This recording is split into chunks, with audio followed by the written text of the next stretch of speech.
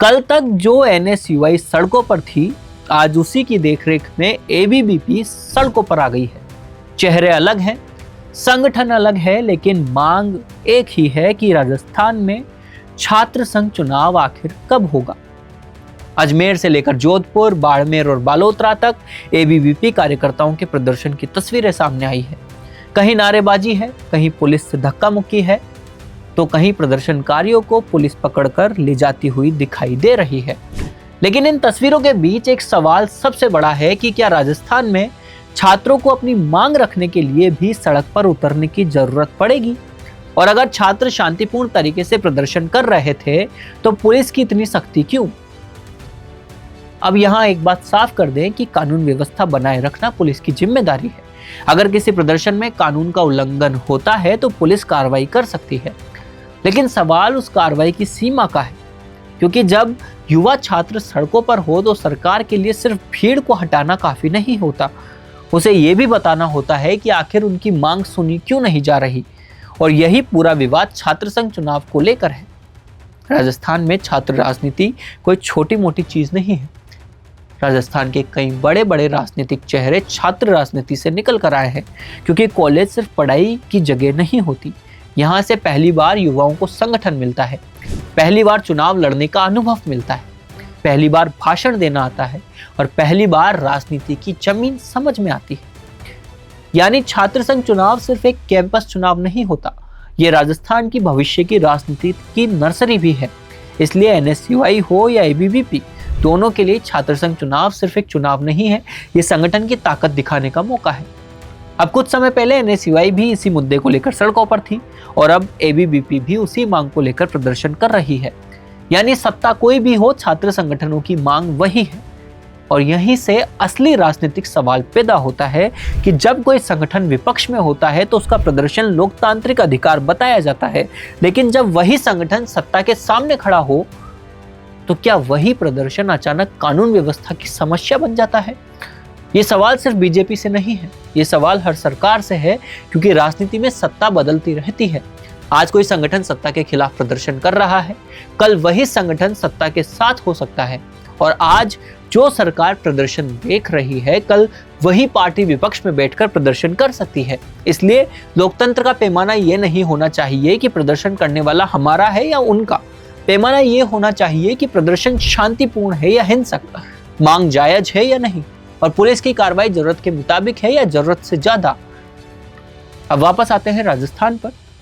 छात्र संघ चुनाव को लेकर युवाओं में बेचैनी इसलिए भी है क्योंकि छात्र राजनीति लंबे समय से राजस्थान की सियासत का महत्वपूर्ण हिस्सा रही है।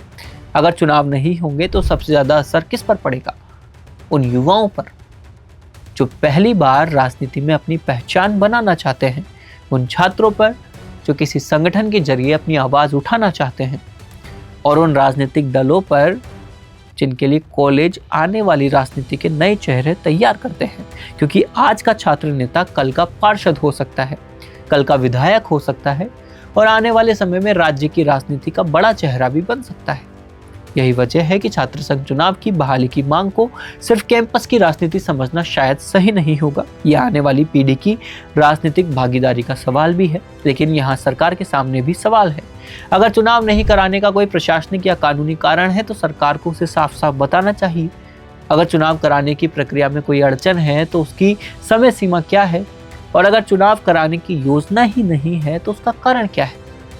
क्योंकि जब जवाब नहीं मिलता तो खाली जगह को राजनीति भर देती है और फिर सड़क पर नारे लगते हैं, पुलिस आती है, गिरफ्तारियां होती है, वीडियो वायरल होते हैं और असली मुद्दा पीछे छूट जाता है। आज सोशल मीडिया पर एबीवीपी कार्यकर्ताओं पर पुलिस कार्रवाई की तस्वीरें घूम रही हैं। इन तस्वीरों पर राजनीतिक बहस होगी, कोई इसे जरूरी कार्रवाई बताएगा, कोई इसे छात्रों पर दमन बताएगा।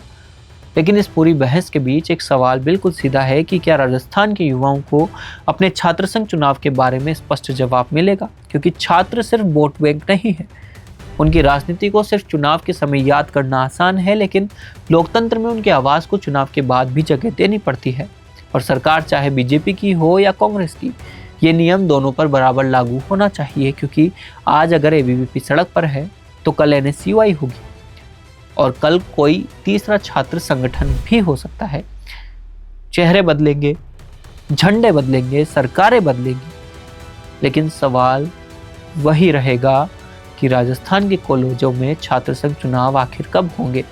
और उससे भी बड़ा सवाल कि क्या युवाओं को लोकतंत्र में सिर्फ वोट देने की भूमिका चाहिए या अपना राजनीति चुनने और नेतृत्व करने का मौका भी। अपना पॉडकास्ट शुरू करना चाहते हैं और चाहते हैं कि पहले दिन से उसे लाखों लोग देखें, तो अब ये पॉसिबल है जयपुर में। जयपुर का सबसे तेजी से बढ़ता हुआ digital news channel the fact India आपके पॉडकास्ट को वर्ल्ड क्लास बनाने के लिए जयपुर के बीचों बीच श्यामनगर में लाया है world class podcast setup, green screen setup, उसे शूट करने के लिए best state of the art facilities, editor से लेके लाखों फॉलोअर्स और करोड़ों वाली रील्स वाला यूट्यूब चैनल, और ये सब आपको एक ही जगह पर मिलने वाला है। तो पूरी जानकारी के लिए आज ही व्हाट्सएप कीजिए इस नंबर पर।